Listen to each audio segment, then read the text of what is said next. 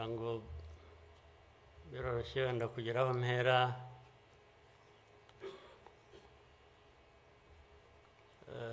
Ndahera ku mateka Bizimana yatubwiye.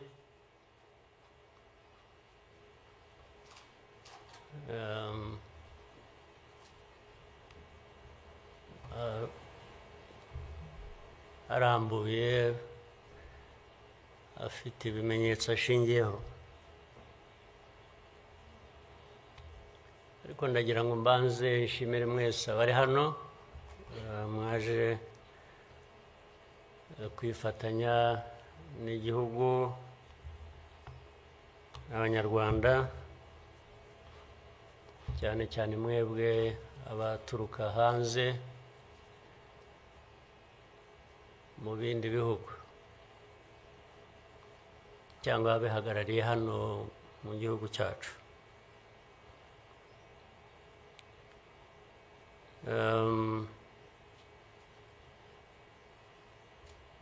Ndabashimira kuko kenshi ko dusigaye tubibona ko bisigaye biri.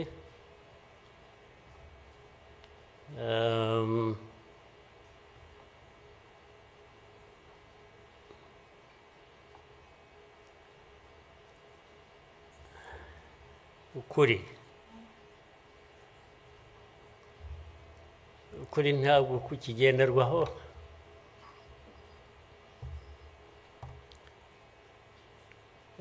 ni nacyo gituma, ariko reka mvugane, hari umuntu w'inshuti yanjye wigeze kumbaza atari ko wowe nk'umuntu ubaho ute ugahuza bimwe, ndaza kubivuga mu rurimi rw'amahanga. Arambaza tubaho ute ugahuza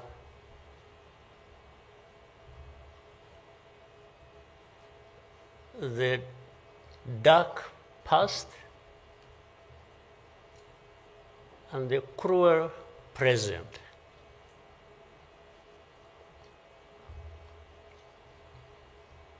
But how do you manage that?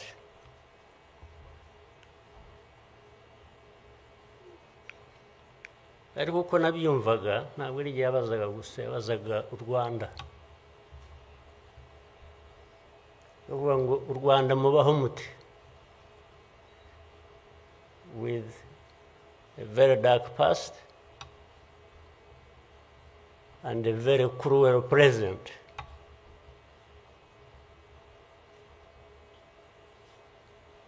Icyo namushubije nuko from the beginning we were under an illusion that the two were siblings and we had to deal with them as such. You have to deal with the cruel present, knowing that it is very, very much related to the dark past. They are inseparable. So for us, we have a choice to make.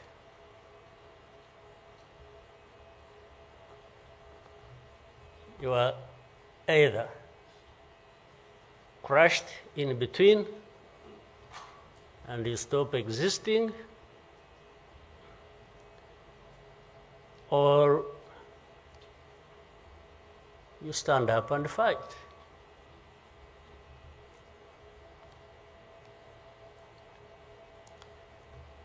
when people are saying in the testimony that, the hope they have and that what happened here 30-something years ago will never happen again.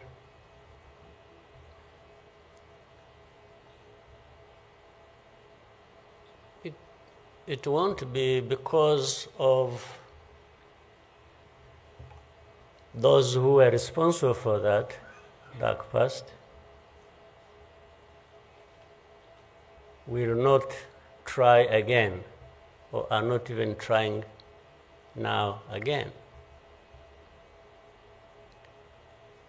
It will not happen again just because there will be people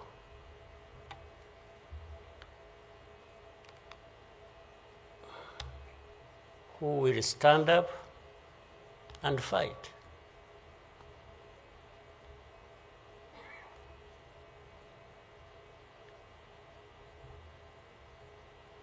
It's not because there are fewer people who wish to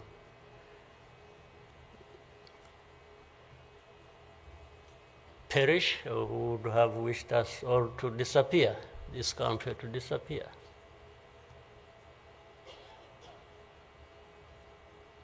But how can people accept that? How can people not stand up and fight? Because anyway, well, there is a risk you may die when you stand up to fight. But if you don't, it's a sure thing you are going to die.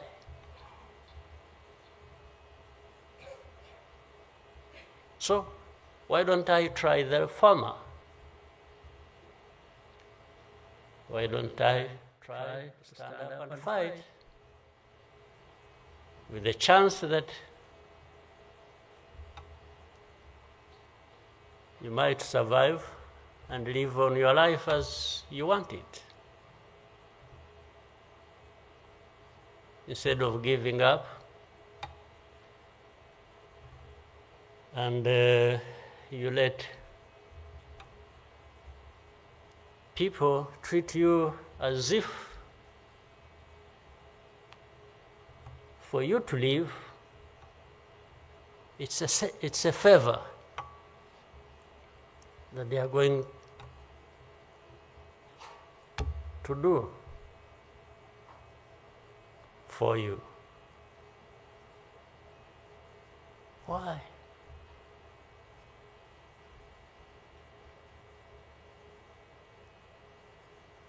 I've also had people come to me and warn me and say, President,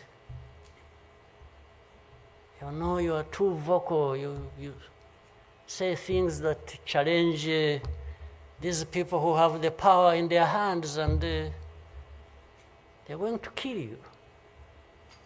Well, first of all, it means they're killers.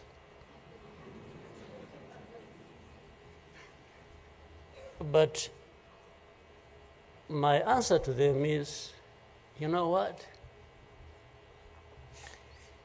If I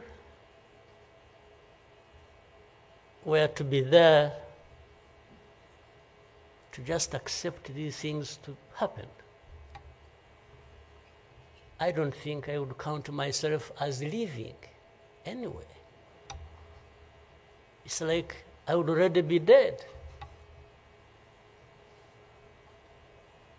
To live a life of lies, of pretense,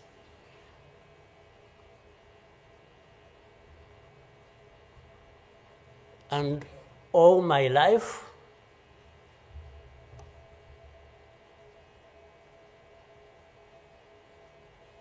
to somebody else,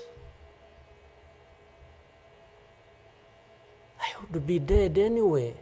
So why don't I die fighting?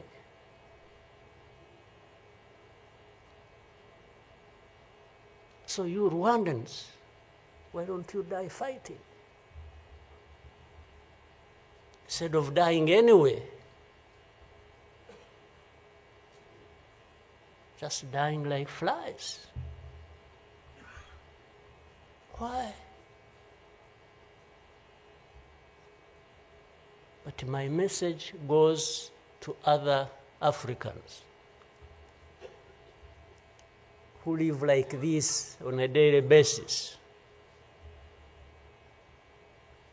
who are dehumanized. And they accept it and they beg. I can't beg to live. I can't beg anybody.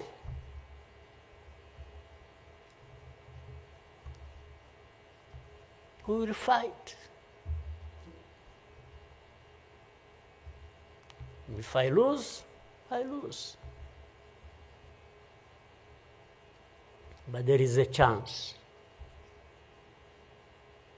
There is a chance, a significant chance, that if you stand up and fight, you will live. And you will have lived a dignified life that you deserve, that anybody else deserves. So these people who are there to the UN, they are there to these Western capitals, they are everywhere, they are just saying, Rwanda, this small country, this Rwanda. I mean, you see, when you are talking about Rwanda and ganging up together against Rwanda, you think it's some country that is, I don't know. Then when I remember the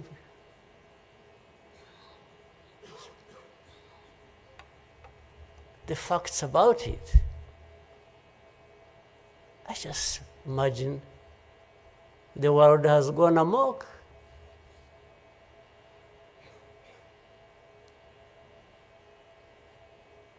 But in the midst of all that, we have to live. We have to live our lives, we have to fight for that, we have to live the way we want. And I tell anybody to his face to go to hell.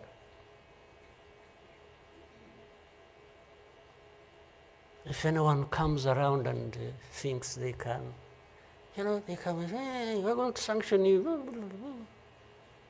To what? Go to hell. Just go to hell.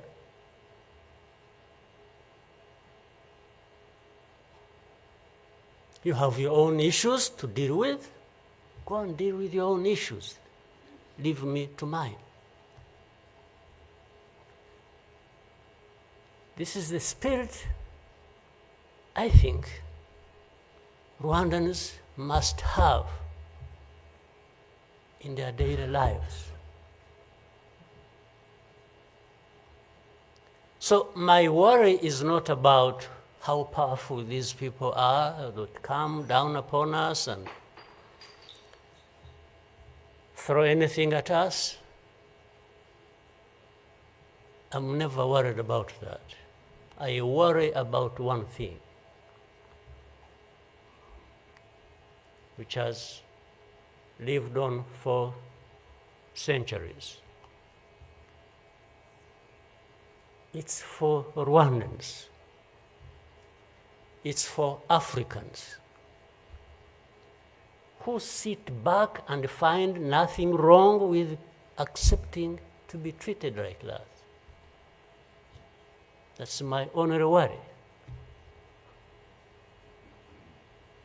When can Rwandans, when can Africans refuse to be mistreated like this?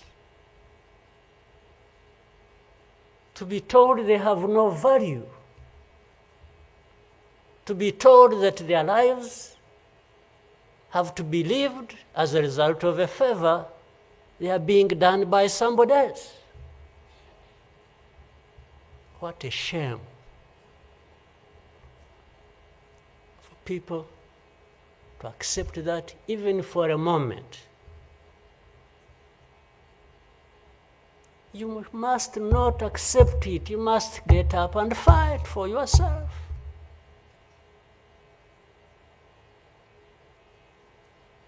And then you have fools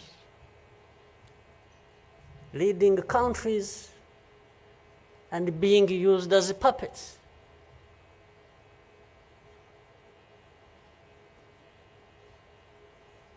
And they are stealing from their own resources, which they should be putting to the good use of their own people and develop them.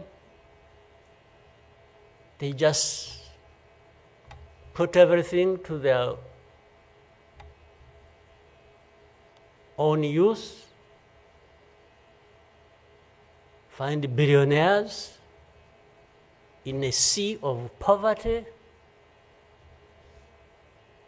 millions of people going hungry, and their leaders, billionaires, money that has been stolen from the resources of these people, and these are the ones received in Western capitals and praised, and when, Rwanda is being crucified literally at the UN, everywhere, these are the ones who show up and everybody is doing their bidding.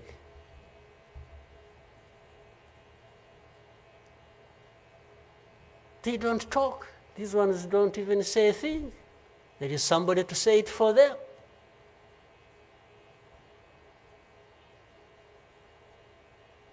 You don't say a thing. Even in meetings where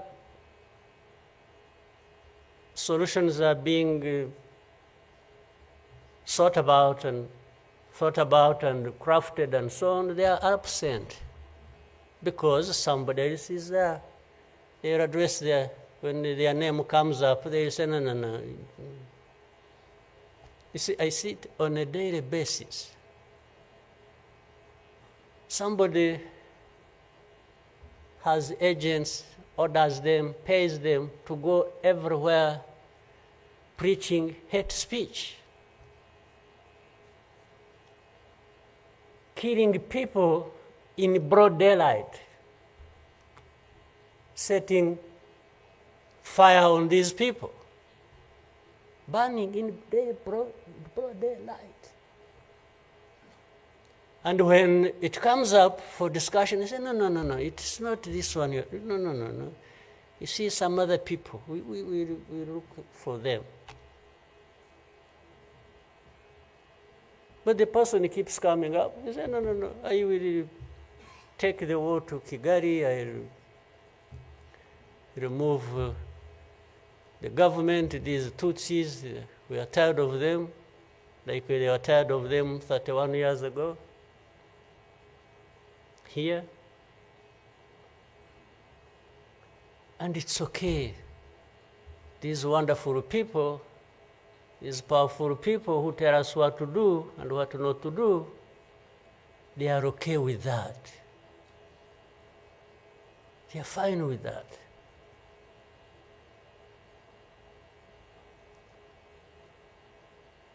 And they expect us to accept it also ourselves.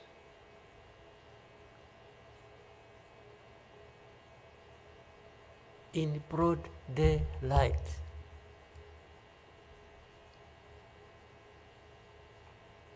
Hate speech, killings of people for their identity, uprooting them from their homes, and most of them are refugees here in this country. We have 125,000 people as refugees who have been living in camps, uprooted from their homes in Eastern Congo.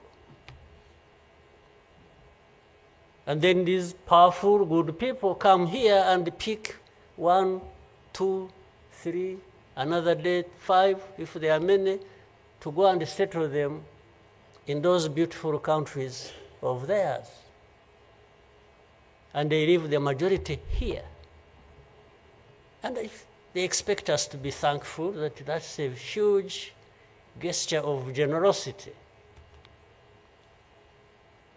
First of all, they take them knowing that these are actually refugees from the neighboring country.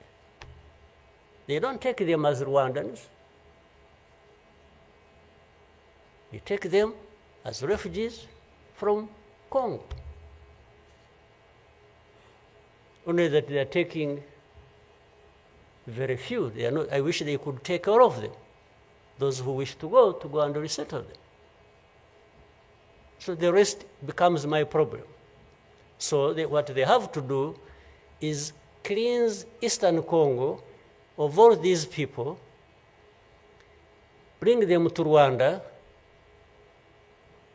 take to your countries those you want, few, very few, not even 0.1%, and the rest should remain Rwanda's problem. Because after all, these ones are Tutsis like Kagame. That's a simple conclusion. But ask yourselves, how did these people end up being across the border of Rwanda? Was it really done by Kagame? Was it done by Rwanda? No, for us, we are here lucky that we are alive, that we survived.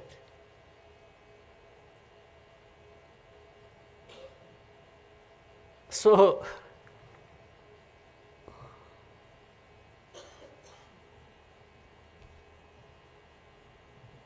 but as I say this,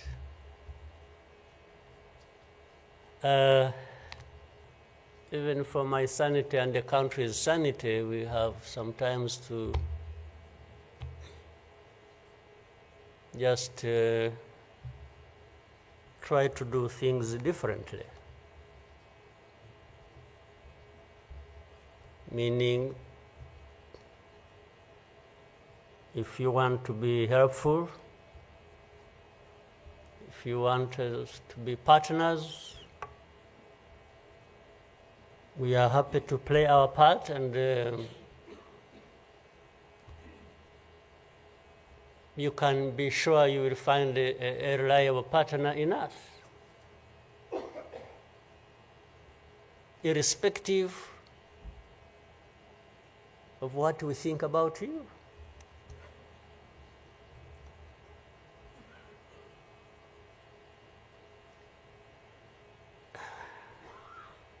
You know,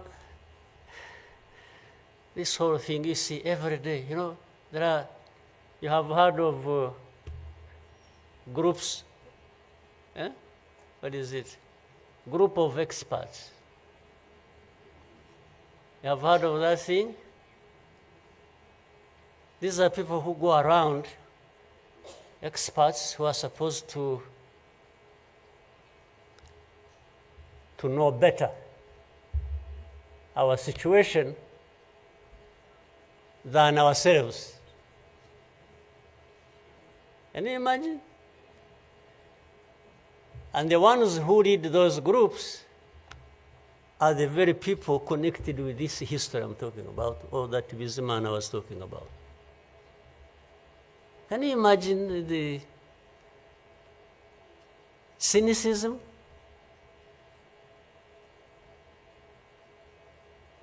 And this expert comes to me and asks me, you know, but this. So the whole thing about genocide, this ideology that has killed millions of people, has been turned into a problem of minerals. You know, it's okay. Let's imagine it's a problem of minerals now. Was it a problem of minerals in 1994? Which minerals were we fighting for here? Just imagine. Which minerals?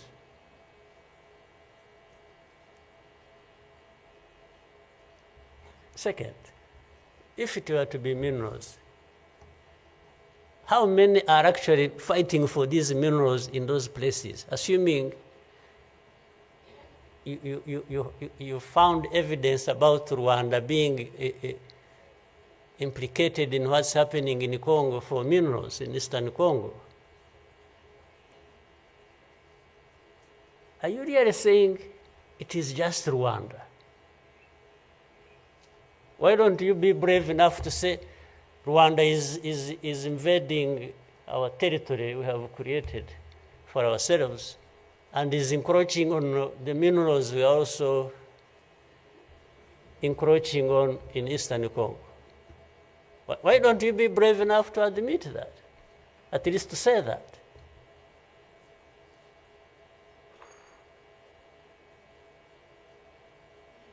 Minerals? If what is the allegations, if these allegations were true, you know what? Rwanda would be as rich as you are, those who make the accusations. We would not be needing your money at all. Which you give us nothing and you come and beat us up for for everything. I mean, yeah, that is the world between the dark past and the cruel present.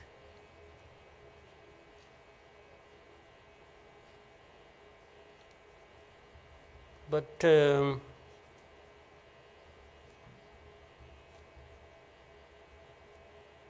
what didn't kill us and finish us 21 years ago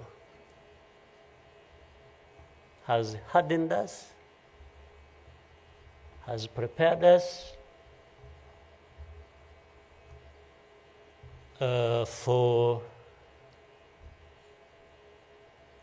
the bad things that will always come anytime these people want and wish.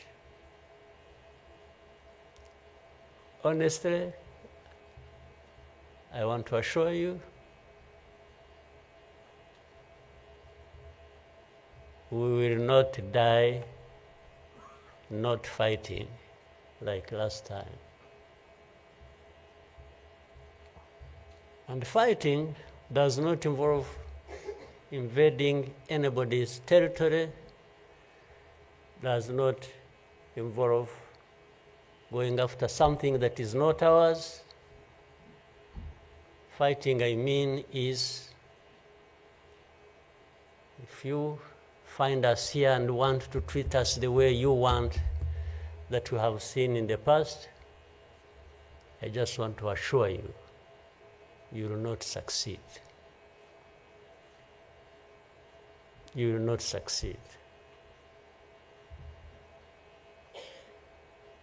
I think I beg all these Rwandans, we should be itching for a fight with anybody who wants to come here and turn things upside down. And I think there are many who are ready to join for that.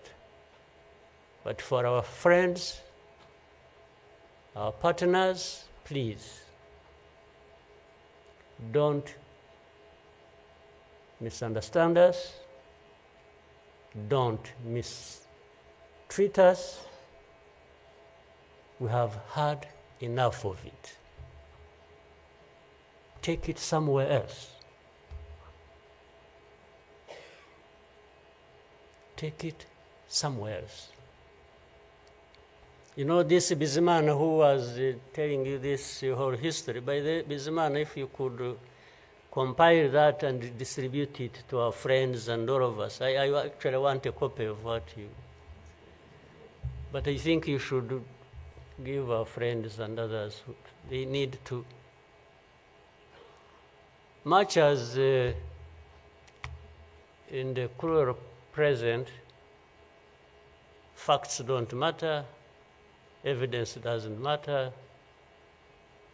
the truth doesn't matter. What matters is what pleases you on any day, and doesn't matter what facts about others. But and I was saying this because this man made another presentation another time that involved the same people he was talking about. And the next day, from embassies, people came to him, threatening him. Yeah. You know, they even, they're so foolishly brave to just, you know, they went to him. And I think another message went through Foreign Affairs. It's like this man who is saying this, and he was not saying it is not true, but he was saying no for daring to say it, even if it is the truth. Yes, they threatened him, and they even started threatening he will not get a visa to travel anymore to some places. Face to face, like that. Somebody from the embassy threatening our minister. Of course, I can't blame them that, given this history we have had, that from the embassy they even think they are above the minister. Yeah. He just come and say, you dare say this. He wasn't saying, this is contrary to the truth or evidence we have. Why did you present lies? No. He was just saying, whether lies or truth, you shouldn't have said it. That is the cruel present we live in, but we must confront it. And we will. We shall. No question about it. I've also told people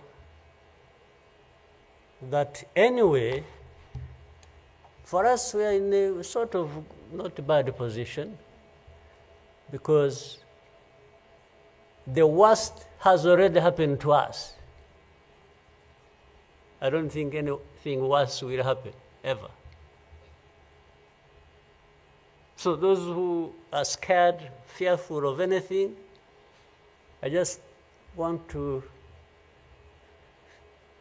console you in some way, if you may, that actually the worst has already passed. When we lost the people during that time, the young man was giving testimony about. Do you think anything like that would ever happen again? I don't think so. So why would we be scared of anything? The worst. The hurricane came and we took cover and things, and it has passed.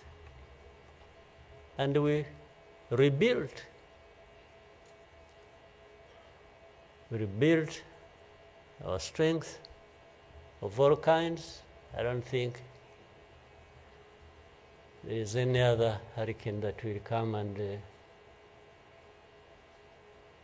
sweep across the country, destroying everything. I don't think so.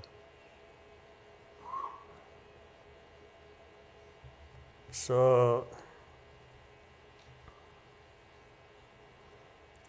and this day always reminds us of some of the things that I ignored and the facts that remember the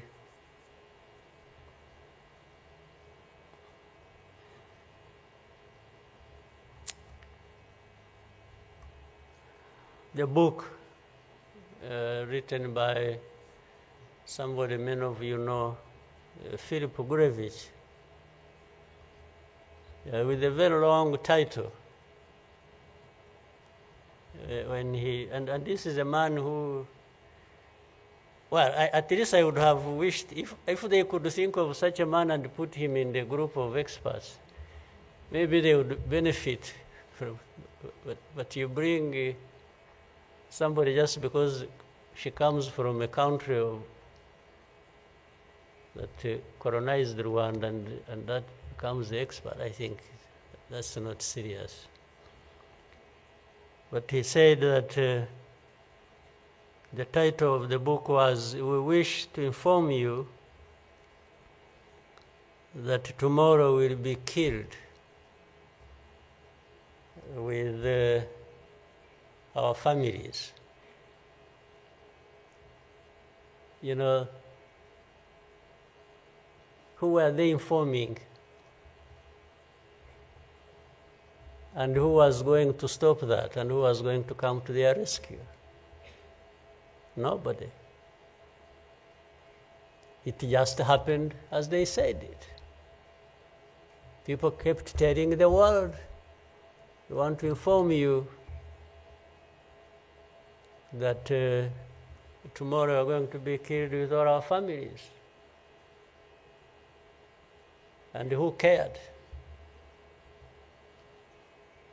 And the families were killed indeed, including the family of the young man who was testifying here. Well, including our families, those of us standing here, who have been demonized every single day about our history. The history where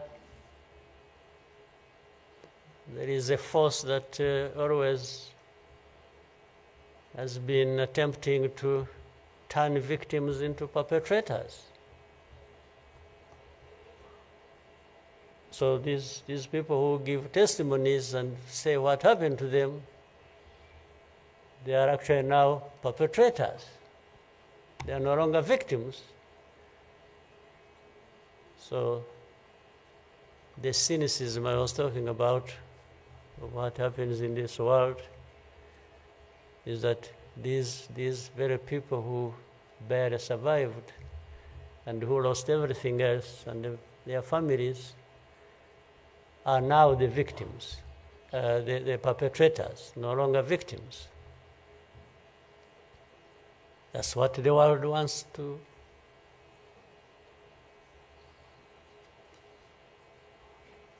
create about us.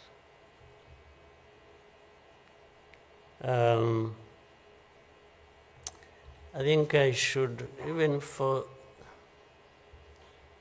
again, the sake of our sanity, maybe we'll always,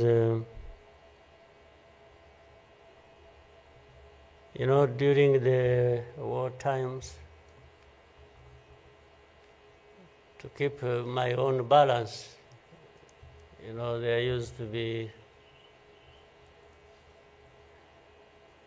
battles taking place across the country, militias killing people, RPA soldiers fighting government forces.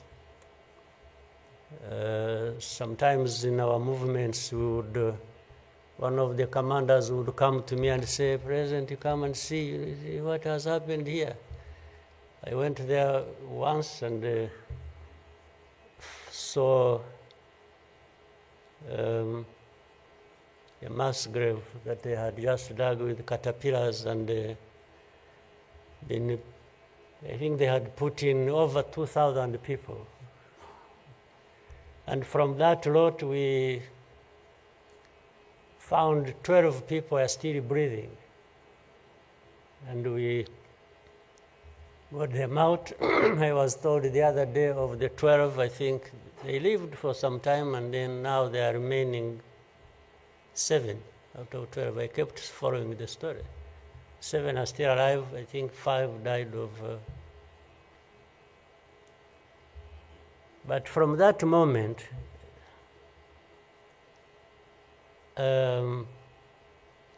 I told the commanders that they should never bring my attention to this kind of thing. They should just handle it, and we agreed how they would be handling it. But I should never, I don't even need to be informed or, and the reason was simple. And unfortunately, such a moment of remembrance sort of takes you back into that. But the reason was I didn't want my judgment and my conduct of the war and the leadership I was supposed to be providing to be impaired in any way by the anger, by what you saw. So that's why I wanted to keep my own balance so that we go through so many things. But otherwise, if I kept seeing this, putting the people out of a mass grave, and then your mind goes to say, but who is this doing? Whoever is doing this, why is he doing it? He may end up... so anyway, let me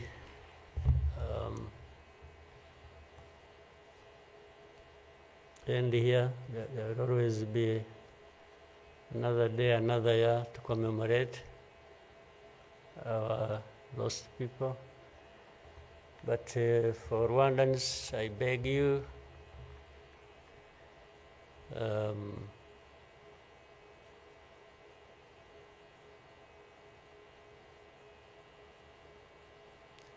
don't you owe your life to anybody else.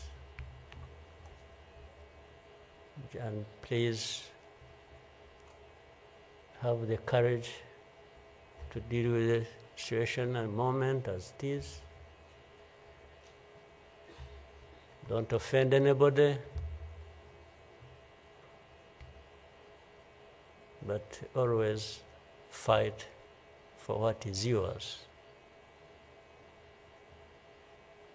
Don't allow anybody else to dictate to you how you should live your life, because the moment you accept it, that is the day you have lost your life. God bless you.